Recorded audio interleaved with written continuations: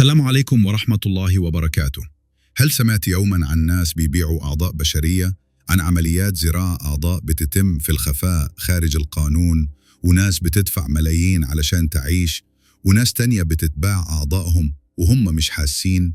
النهاردة هنتكلم عن واحدة من أخطر وأغرب أنواع التجارة اللي عرفها البشر، تجارة الأعضاء.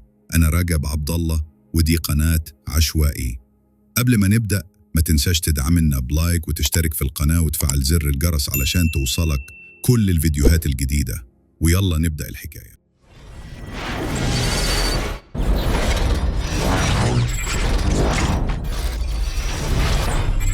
تجارة الأعضاء البشرية هي بيع أو شراء أعضاء الجسم زي الكلى أو الكبد أو القلب لأغراض الزرع، وطبقاً لمنظمة الصحة العالمية أي عملية بيع أو شراء مقابلاً مادي تعتبر غير قانونية. الطلب على الأعضاء في تزايد مستمر في أمريكا، به أكثر من 90,000 شخص على قائمة انتظار الأعضاء، والمريض ممكن يستنى أكثر من 3 سنين ونص علشان يلاقي متبرع. العرض أقل بكتير من الطلب، وده اللي خلق سوق سودة مرعبة فيها كل أنواع الجرائم. العمليات دي بتحصل في أماكن كتير حول العالم، من مستشفيات سرية في آسيا لعيادات خاصة في أمريكا اللاتينية، وحتى شقق في دول عربية. اللي بيشتري الأعضاء أغنياء من دول متقدمة زي أمريكا، كندا، أستراليا، السعودية، اليابان ودول أوروبية، وبيسافروا لبلاد فقيرة علشان يجروا العمليات، وده اسمه سياحة زراعة الأعضاء. أول جريمة شهيرة مرتبطة بالأعضاء حصلت سنة 1828. ويليام بورك وويليام هير قتلوا 17 شخص في اسكتلندا، وباعوا جثثهم لطبيب اسمه روبرت كنوكس.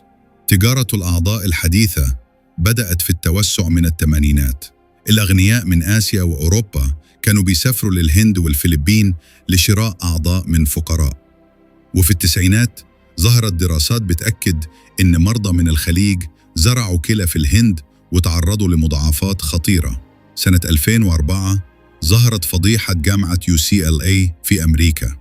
مدير برنامج التبرع بالجثث هنري ريد تعاون مع سمسار اسمه إرنست نيلسون، وباعوا أعضاء بشرية مقابل ملايين. اتحكم عليهم بالسجن، لكن السوق السوداء ما وقفتش. السوق دي بتحقق أرباح سنوية بتوصل ل 600 مليون لحد $1,200,000,000.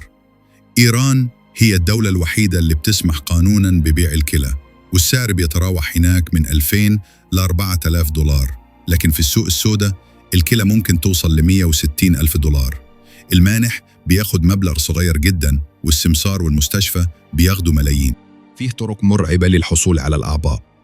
أولها الخطف والقتل في دول معينة. بيتم التبليغ عن حالات خطف لأطفال أو مشردين، وبيلاقوا جثثهم بعد كده بدون أعضاء.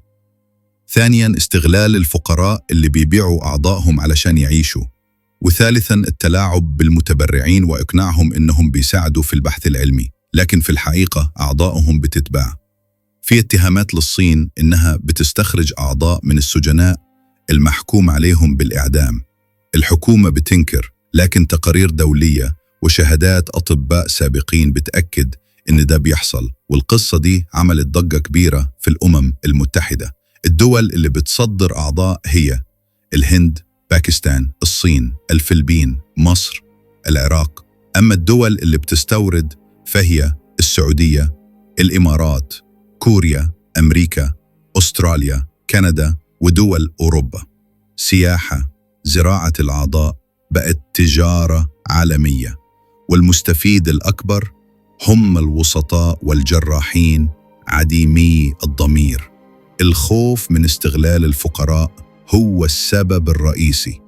بعض الدول بدأت تقنن التجارة زي إيران وأستراليا وسنغافورة، لكن برضو في قوانين صارمة بتضمن تعويض آمن. المخاوف لسه موجودة، ولو وصلنا لمرحلة إن الإنسان يباع قطعة قطعة نبقى دخلنا في كابوس حقيقي. تجارة الأعضاء مش بس جريمة، هي خيانة للإنسانية.